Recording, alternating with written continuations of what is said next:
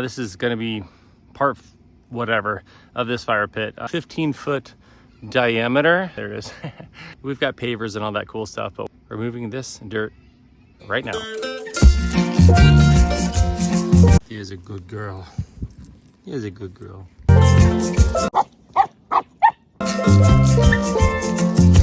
There you go, folks. I have not made much progress, but honestly, this ground is super duper hard and dry, so it's been slow going. Anyways, I've got like a little bit of a circle kind of made out here, and really all I need to do is just remove this grass and then get the stones back with the fire pit. There's gonna be some leveling sand and all that good stuff here.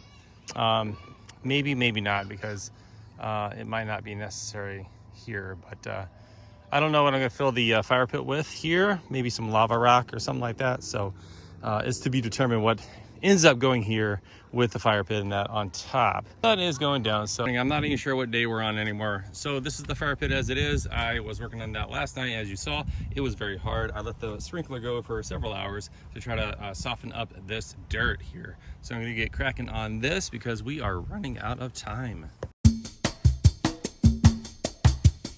Progress, finally. So now I have a bald patch here in the yard. Should be big enough round. The goal now is to reduce this whole thing by, we'll call it 1.5 inches to 2 inches, and eventually make it level, get some sand down here, pack that down really well, and then start building up the bricks and all that stuff. So that is what is going to happen right now. And here is my hole. I've removed a couple of inches here around, and my next step is to just kind of dry fit the fire ring and then these stones to make sure that the hole that I've made is big enough. And then we'll take it out, pour a little leveling sand here, make sure it's nice and flat, and then build up the fire ring from there. And here's the dry fit of the stones. It's a little bit tight. I need to sharpen up these corners here to allow these rocks to kind of sink in. And this is kind of why we do a dry fit. FYI, here is a metal tent stake that I've been using just to kind of carefully remove some of this dirt versus a full-on shovel, which might damage that stone.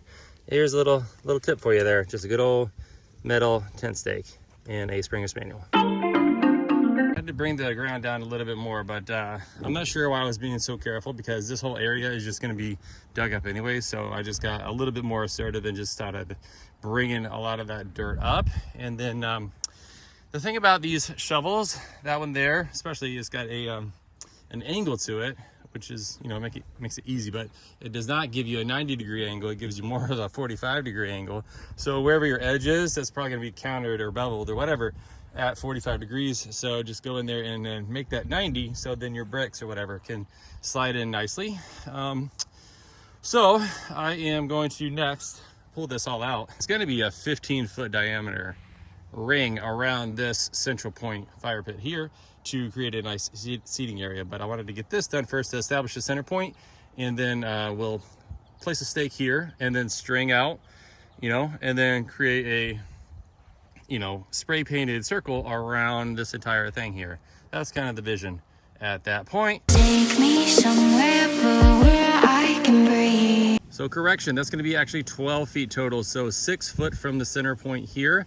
I'm going to grab my spray paint can and handy twine, make a 6-foot section, and then run it around the center point there, that tent stake, to make a 12-foot round diameter.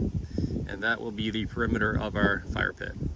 Just to be super duper sure, because this fire ring is the thing that will remain constant, these bricks will not, I'm going to measure off the center of the internal diameter here. There's a magnetic piece there connecting the inside of the ring there, 34 inches, so that's 17.5 inches in the middle here, and we are pretty much bang on that. So I'm actually going to slide this over a bit.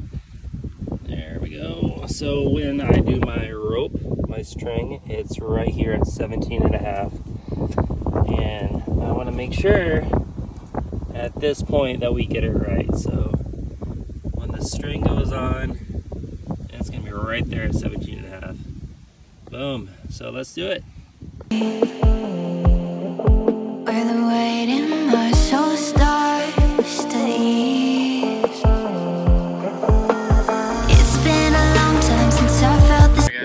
we're working with here. In the center, we have that connected here. There it is, 6 feet.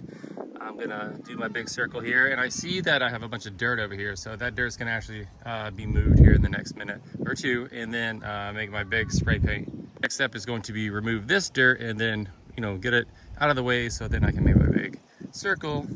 Sunshine and didn't feel ashamed of the way that my shadow hangs heavy. Instead of a shovel, I have attached this chisel right at 6 feet to basically connect this line and then go all the way around using basically a hammer and just kind of chiseling my way a hole. I'm gonna be, you know, breaking the ground anyway, so if anything, this is just gonna speed things up maybe. All right. All right, so we made a little bit of progress here. We got the circle established, and then the rest of it, I just kind of went in with the chisel and just kind of scraped the perimeter here to meet up with the line. That was super awesome that the spray paint ran out in the middle of the project, but whatever. Murphy's Law happens. Anyways, got this handy cart here attached to the tractor. Gonna haul some dirt down and then start, you know, just establishing my perimeter here. All good things. All right, so we're hitting some hard ground. So what I'm gonna do now is just grab that sprinkler, bring it over here, and then kind of get this whole area damp. That's fine because I have a whole bunch more of these bricks to remove that little bitty lip, that alignment lip off here. And that's just a matter of chiseling them off with a chisel and a hammer. And then once that job is done, come back and this should be nice and soft. Otherwise, it's just gonna be, you know, like, you know, a third of the effort's, you know, time in that. So let's just multitask here. And let that soak for a little bit there. On each of these stones, there is this nasty little alignment tab right here. So this could just be removed via a chisel, like so. There for those bricks. Now we're gonna get back over there and fix that.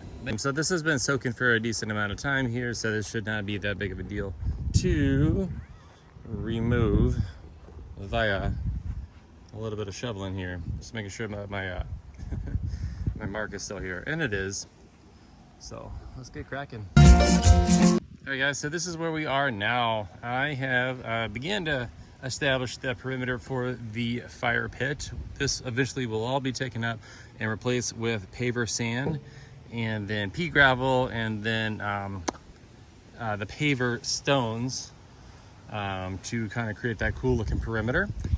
In the meantime, it's kind of a bit of a wet, soggy mess, but the wet, soggy mess is actually a lot easier to dig up than the hard, sandy mess that was there before. And so it's just popping right in there. Anywho, I've kept the center here, and once it was wet again, it was easier to kind of use that chisel on the string to make my line here. So I'm gonna call the video here, and we will pick this up in a next part going forward. It's Sunday, so got a work week ahead, and the goal is to have this in less than a week done here. So I'm not giving up hope yet, guys. So anyways, smash the like button. Feel free to subscribe to watch this saga unfold, as it will certainly be more than one can handle in terms of excitement, right? So that's it for now. Thank you so much for watching. Have a wonderful day.